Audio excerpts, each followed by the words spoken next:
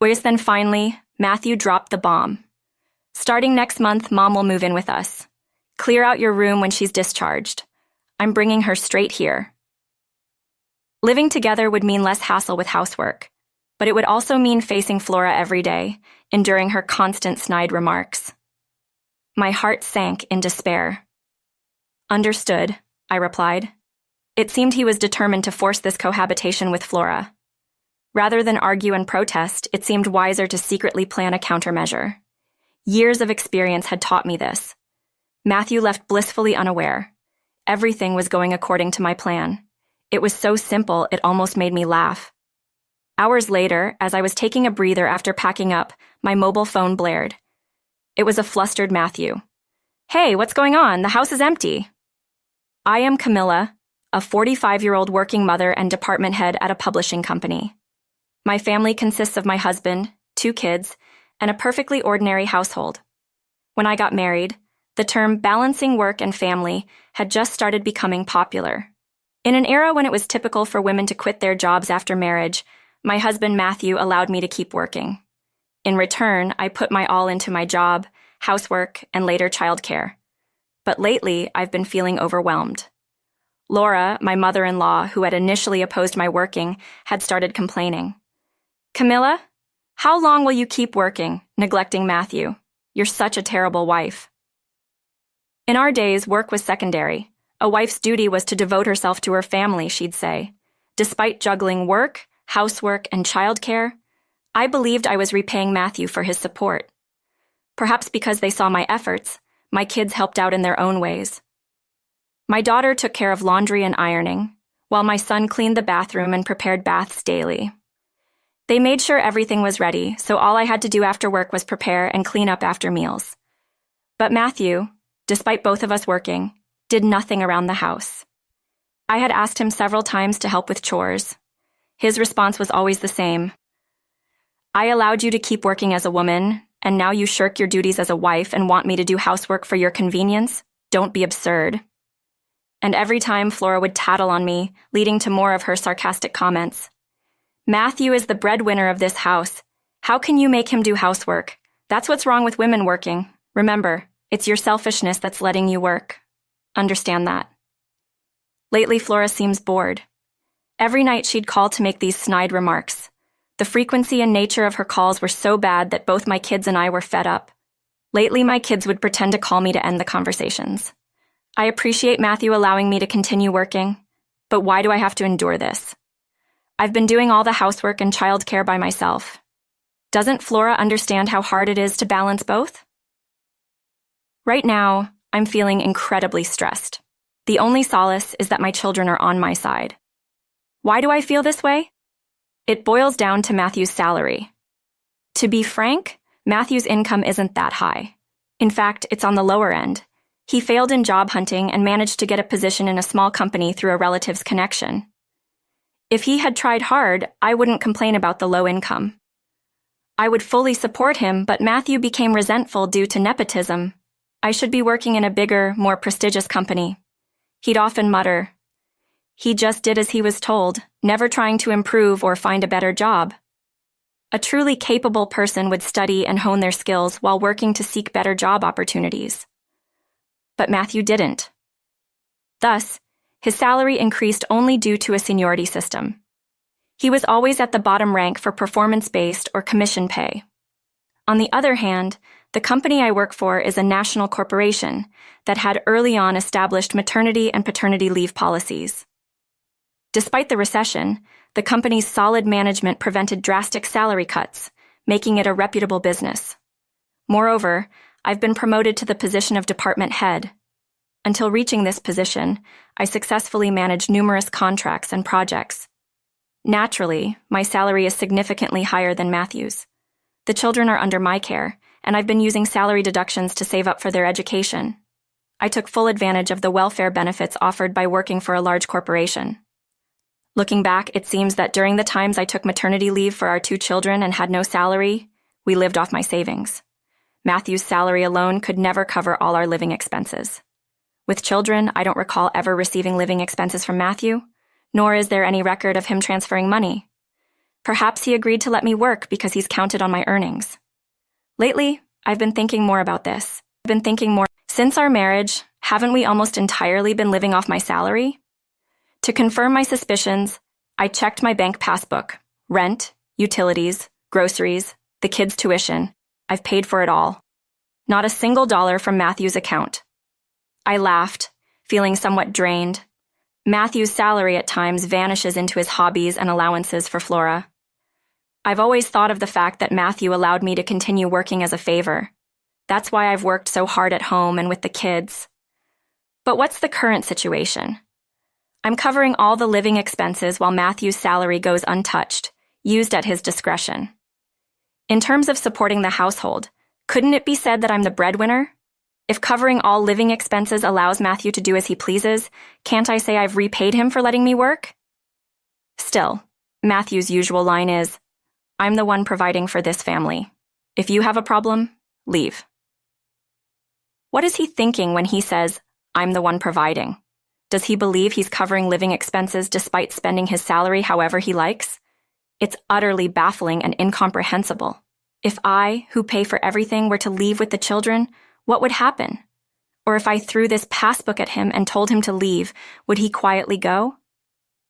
But claiming to be the head of the household, he's likely to tattle to Flora again. Does Flora know about the difference in our salaries? No. If she did, she surely wouldn't be able to make such snide remarks. She must think her son is a wonderful provider, acknowledging his wife's employment. What would she think if she knew about our salary amounts? Would she ditch Matthew and start cozying up to me? No, that's the last thing I want. What would happen to Matthew and Flora if we separated? Tired of Flora's snide remarks, I found myself imagining such things. In the midst of all this, Flora fell at home and hurt her leg. She seems to need hospitalization for treatment and rehabilitation. My father-in-law passed away before Matthew and I got married, and Flora has been living alone. So, either Matthew or I have to take care of her. Are you going to leave me alone in this state? Hurry up and come to the hospital. My leg hurts so much I can't move, and there's so much I need you to do. I got an immediate call from Flora after she was hospitalized. As soon as I answered, she bombarded me with requests. Bring this. I want to eat that. When I tried to say I was at work, Flora hurled abuses at me. With my job being hectic, I decided to leave Flora's care to Matthew. Honestly, dealing with Flora's sarcasm while working is a major stressor. For now, it's better to flatter Matthew, have him go to the hospital, and keep Flora in a good mood. When I asked Matthew to take care of Flora, he immediately complained, "Hey, Camilla, why aren't you looking after Mom? I'm working, you know." His own mother, yet he expects his wife to handle all her care. Can't he at least manage the first 1 or 2 visits himself? I held back what I wanted to say and responded, "I'm working too. Plus, there's housework. If you could handle things at home, I could go. Besides, Flora would probably be happier with you visiting her." That was the truth. There might be ways to vent stress by making snide remarks to a wife, but when immobile, it's better to think and voice positive things than sarcasm or insults. That's how I've been avoiding taking care of Flora. Instead, I neatly wash and fold Flora's laundry and pack it in a bag. If Flora asks me to buy something, I check the product names and purchase them. I don't mind being spoken ill of if it means letting Matthew take the credit. At this point, I just didn't want to hear any of Flora's sarcasm. Thankfully, my approach was working. Flora seems to be greeting Matthew with a full smile every day. Apparently, being cherished by her son means a lot to a mother like Flora. Having her beloved son by her side instead of a wife who might invite sarcasm certainly seems to lift her spirits. She seems to be waiting eagerly every day for Matthew to come home from work. Just thinking about talking to Matthew must take up all her attention. She's been giving shopping lists directly to Matthew, and since she was admitted, she hasn't called me at all. Seeing smiling Matthew seems to feel like he's fulfilling his filial duties. Returning home in a good mood, when he comes home at night, he just hands me laundry and shopping lists. No complaints anymore, though I still get nagged by Matthew when handing over Flora's stuff. I've been able to live peacefully. It doesn't matter right now. I just don't want to hear Flora's sarcasm. That's what I was thinking, muttering to myself in the middle of the night. I hope this peace lasts for a while, but injuries at Flora's age tend to have lasting effects. I urged Flora to keep up with her rehab through Matthew, but Flora, happy with her son's visits, often skipped it. As a result, her leg weakened. By the time her injury healed, Matthew could only visit her in the evening after work. Despite this, Flora didn't go to her daytime rehab, preferring to wait for Matthew's visit in her room and getting a taste for her son's care. Laura began asking Matthew for more and more favors. Although I was rarely called upon directly, I was the one actually doing the laundry, grocery shopping, and even bringing snacks. It became an everyday occurrence. I was stuck doing all the housework, while Matthew just sat in the hospital room enjoying chats with his mother. Not having to face Flora was a relief, but I was still exhausted. The constant requests from Flora, especially the shopping, were a considerable hassle. I understand she's bored in the hospital, but why does she want so many things? If her leg weakness continued, living alone would become increasingly inconvenient. Flora seemed to realize this too. That's when she made an outrageous request to Matthew. "Oh dear, I can't move my leg anymore. Shopping and preparing meals have become so difficult, Matthew. Don't leave your mother alone." Of course, Matthew sided with Flora. "Yeah, maybe we should live together. Having Camilla take care of you would be more convenient for you, Mom." The two of them had been moving forward with the plan to live together without consulting me. And finally, Matthew dropped the bomb. "Starting next month, Mom will move in with us. Clear out your room. I'm bringing her straight here after she's discharged." Living together would mean less hassle with housework, but that's only efficient from Flora's perspective. As for me, it means facing Flora every day, enduring her constant snide remarks. I was already feeling hopeless. Matthew seemed to have already decided that living together was a done deal. "Understood," I replied weakly. It seemed he was determined to force this cohabitation with Flora. Rather than argue and protest, it seemed wiser to secretly plan a countermeasure. Years of experience had taught me this. While Matthew and Flora were happily preparing for their cohabitation, I was thinking of ways to escape. I have my own room at home because I often work on documents and research. It's full of books and files. It's a study, or rather, a workspace indispensable to me. Now, Matthew wants me to vacate this room. Without it, my work would be affected. I might end up coming home even later than now. I was muttering to myself while looking at my bookshelf. Where should I take these books and files? I can't leave them here. They might get thrown away or damaged. If I'm going to live with Flora, it's better not to keep them at home. It sounds like something out of a TV drama, but I really might end up having my books and documents thrown away. Moreover, it's likely that Flora would start tampering with things she knows are important to me. First, and if I dared complain, she'd feign ignorance and run to Matthew for help. "I didn't know they were important documents, Matthew. Camilla is mad at me for no reason. Help me." I can imagine her cozying up to Matthew like that. Once we start living together, there will be no place of solace for me in this house. I'll be overwhelmed, constantly harried for working, and my nerves will be frayed. What should I do in this house? Wait, since Flora is coming to this house, I should... Suddenly it hit me. Why hadn't I thought of such a simple solution before? Dealing with Flora's sarcasm and caregiving must have worn me out more than I realized. That's right. There's no need to hold back. How did I not realize something so simple? I muttered to myself and started making preparations immediately. Then, as the month turned, Flora's discharge day arrived. Matthew took the day off, looking excited since morning. "Hey, from now on, you better take proper care of Mom. Don't think I'll let you off like when she was hospitalized," Matthew commanded. But I ignored it and changed the subject. "Here, take this. Flora's been in the hospital for quite a while, right? Hospital food is bland and limited.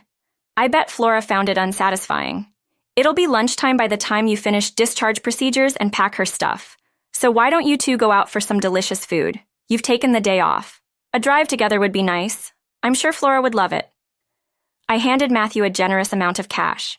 It was more than the monthly allowance I accounted for in the living expenses. Elated by this unexpected windfall, Matthew agreed. "Yeah, you're pretty considerate after all. All right, I'll take Mom for a drive. With this money, I'll call about dinner. You make sure the house is nice and comfortable for Mom." Matthew left happily, No suspicions whatsoever. Just as I planned. So simple, it made me laugh. This should buy me some time, I thought, almost looking forward to Matthew and Flora's return. With that, I continued cleaning the house. I had to finish before Matthew and Flora came back. A few hours later, as I was taking a breather, my mobile phone rang loudly. It was a flustered Matthew. "Hey, what's going on? The house is empty." Right after Matthew left to pick up Flora, I had moved our belongings to a new apartment I rented. Of course, I left only a few of Matthew's personal items and Flora's futon in the room. "Already back.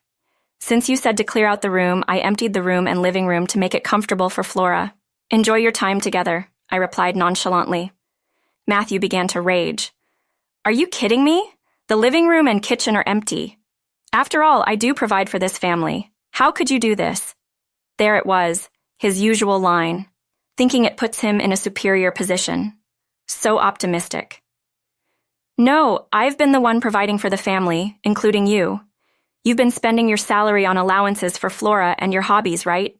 And still demanding an allowance from our household budget. How does that make you the provider?" Matthew was shocked at my defiance, but tried to argue back with his flawed logic. "Shut up. I'm the man, the head of this household. You, the wife, should just obey me. Bring back the furniture right now." "No, I won't. The living room furniture and kitchen utensils, I bought them all with my salary. Oh, and the kids are with me, so no need to worry. I've been paying for everything in that house. Rent, utilities, groceries. That makes me the head. How could you decide to live with Flora without consulting me? I couldn't live with someone so selfish as you would. You can be the head who supports himself. Live however you like." Matthew seemed to realize my intentions. "Wait, you mean the rent for the house?" "Yes, I'm covering it until the end of this month, but you'll pay starting next month. Electricity, gas, internet. I've canceled all the direct debits." Understanding what was happening from Matthew's words, Flora also began to make a scene loudly. What a terrible wife she is, getting all high and mighty because she works. "It's fine. I'll just live a rich life here with Matthew. Oh, does Flora not know about Matthew's earnings? It would be nice to have a rich life if only Matthew earned that much. Well then, goodbye."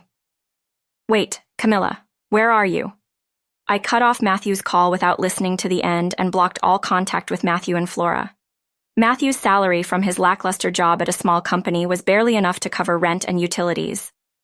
I could only imagine Matthew and Flora squabbling in the unnecessarily large room where a family of 4 once lived. "What's this, Matthew? Can't you think of serving something better to your mother?" "Shut up, then prepare it yourself. Complaining about rehab, saying walking's too much trouble. A mother who doesn't do anything is just a nuisance." Flora, having skipped rehab and weakened her legs, didn't even try to train at home. Frustrated that her legs didn't move as she wished, she began to make unreasonable demands on Matthew, the son she once doted on. Perhaps a bit of dementia had set in. Even adding Flora's pension, they seemed to be living in poverty. They'd be better off moving to a smaller place suitable for 2, but Matthew didn't seem to think of that. He must have tried to contact me many times, but I had completely blocked all communication with Matthew and Flora since then. Of course, the children had also blocked their contacts. At the time of the move, I hadn't given Matthew our new address, and he couldn't ask for help. Eventually, their living situation would likely collapse. With the children's help, I was making enough to contract a nice apartment. The kids each had their own rooms, and I secured a spacious room that doubled as a bedroom and workspace. Even if the rent was a bit high, the savings from Matthew's absence more than made up for it.